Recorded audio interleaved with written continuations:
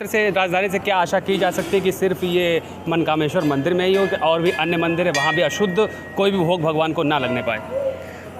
आपके माध्यम से हम यही उनके व्यवस्थापक से भी और सारे पुजारीगण से यही अनुरोध करते हैं कि इस तरह की जो घटनाएं हैं वो आगामी आने वाले समय में या मंदिरों से ना निकलने जी का अगर निर्णय है तो लखनऊ के पूरे मंदिरों को चाहिए कि मान जी के निर्णय को ही लागू करें। जहां लखनऊ में मंदिर है बाहर का प्रसाद लाने शरबत हो, चाहे जूस हो, चाहे प्रसाद हो, कोई भी चीज़, हर चीज़ में चर्बी, मतलब सनातन धर्म का धर्म भ्रष्ट करना एक एम हो गया केवल यहाँ। वाजपेयी जी, आप बताइए कि जिस तरीके से दिव्यगिरी महंत जी ने यहाँ पर नोटिस छपा किया है कि बाहर से कोई भी अशुद्धियों वाला प्रसाद भगवान के पास नहीं पहुँचना चाहिए, काफ़ी सावधानियाँ बरतनी चाहिए, क्या कहना है कुछ? ये जो ओंकारेश्वर घटना हुई है आंध्र प्रदेश में, ये सनातन धर्म को बदनाम करने की प्रयास किया जा रहा है। क्योंकि इसके पहले कांग्रेस की सरकार थी और वो वहाँ पर आपस में लूट खसोट मचाई गई पैसे का। उसी के कारण ये, जैसे आपने सुना होगा, पढ़ा भी होगा कि चर्बी प्रसाद में बांटी जा रही है। ये बड़ा निंदनीय कार्य है और इसको सरकार को इसको गंभीरता से लेना। मंदिर में कब से भगवान के मैं 1969 से यहाँ पर आ रहा हूँ। मैं हाई स्कूल में था तब मैंने माना था कि मुझको हाई स्कूल में पास कर दो। मैं पास हो गया था। उसके बाद से मैं लगातार जब तक लखनऊ में रहता हूँ मैं यहाँ पर आता हूँ और भोलेनाथ के दर्शन करता हूँ। तो और भी लोगों से हम जानने की कोशिश करेंगे कि यहाँ पर किस तरीके से क्या नाम है आपका? हाँ, नाम गोपाल है।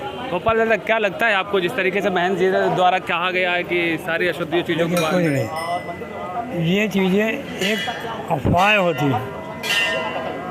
जो 100 साल से मंदिर बना, 500 साल से आज तक कभी नहीं हुआ, अब कैसे हुआ? आंध्रा में बताया गया ना जिस तरीके से प्रसाद में चर्बी मिलना, बाहरी अशुद्धियों का, उसको अब सरकार को वो चीज़ देखना चाहिए।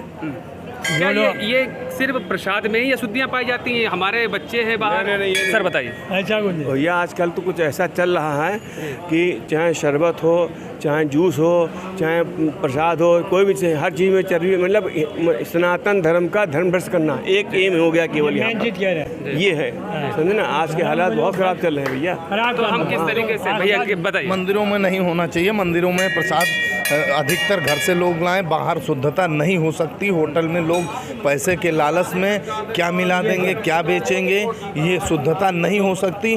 और ये महंत जी का अगर निर्णय है तो लखनऊ के पूरे मंदिरों को चाहिए कि महंत जी के निर्णय को ही लागू करें। जहां लखनऊ में मंदिर है बाहर का प्रसाद लाने ना दें। तो जिस तरीके से खाली सिर्फ मंदिरों के लिए, बाहर तो नहीं, बाहर जैसे खाने पीने में हाँ बीमारी, देखिए भाई ये तो सब जान रहे हैं, बाहर का खाएंगे तो बीमारी है, ठीक है। अपने परिवार को कैसे बचाएंगे? परिवार को बचाने के लिए सब धीरे धीरे ये सही पहल होगी, मंदिरों से परिवार तक जाएगा।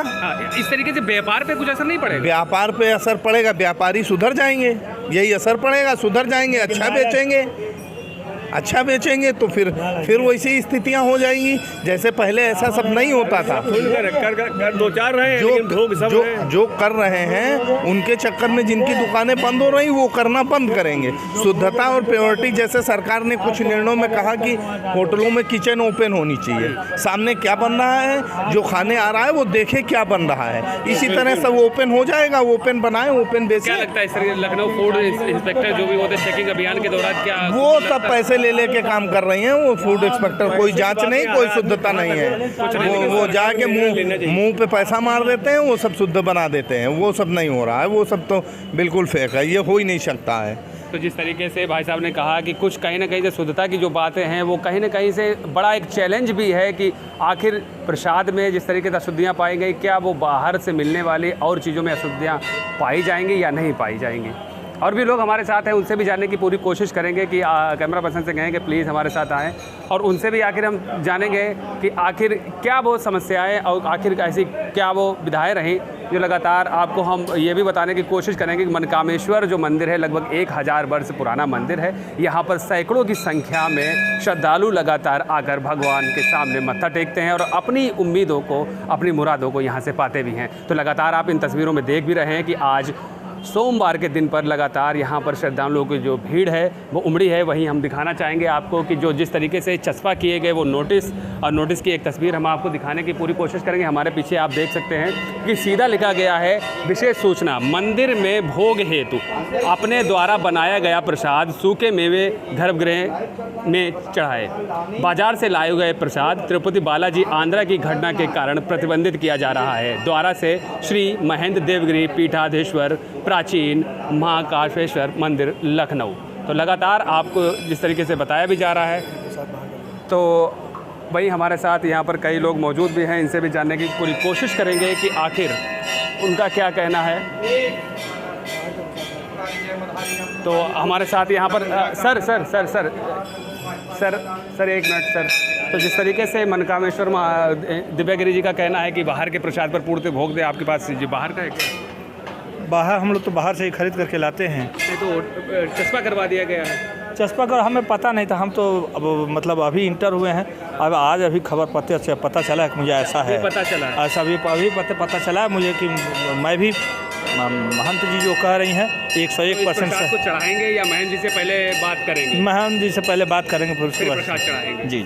तो जिस तरीके से आपने देखा कि इन्हें पता नहीं था, महंत जी से बिल्कुल पहले बात करेंगे, शायद इन्हें नोटिस के बारे में पता नहीं था, उसके बाद ही उस प्रसाद का भोग भगवान के पास चढ़ाएंगे। मनकामेश्वर नाथ मंदिर की महंत दिव्यागिरी जी मौजूद है, उनसे जानने की पूरी कोशिश करेंगे कि आखिर बाहर के प्रसाद पर किस तरीके से रोक लगाई गई है, क्या गाइडलाइंस रहेंगे, यहाँ पर जो श्रद्धालु आएंगे वो किस तरीके से प्रसाद भगवान को भोग चढ़ाएंगे। तो हमारे साथ यहाँ पर मौजूद है, इनसे जान लेते हैं आखिर क्या कुछ मानक हैं। जी, सबसे पहले बहुत बहुत स्वागत है आपका जी। क्या कुछ मानक रहेंगे आपके द्वारा, जिस तरीके से चस्पा जगह हर कोने पर दहलीज से लेकर अगर हम अंदर आएंगे तो हर जगह चस्पा किया गया है कि बाहरी प्रसाद पर रोक है, क्या पूरा मामला है?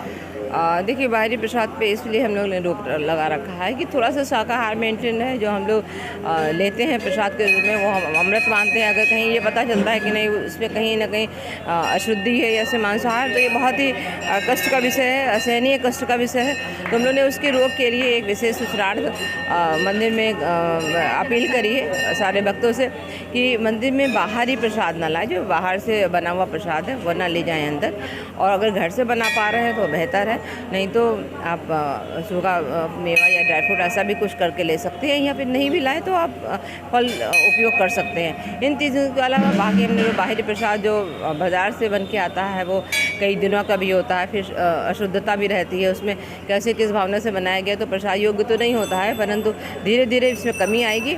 और आज चूँकि ये पहला दिन था तो सारे लोगों को जागरूक करना था, आगे आने वाले समय मुझे लगता है लोग इसको स्वीकार करें। आपने जिलाधिकारी जी को ज्ञापन दिया, क्या कुछ कहा जिलाधिकारी लखनऊ ने आपसे?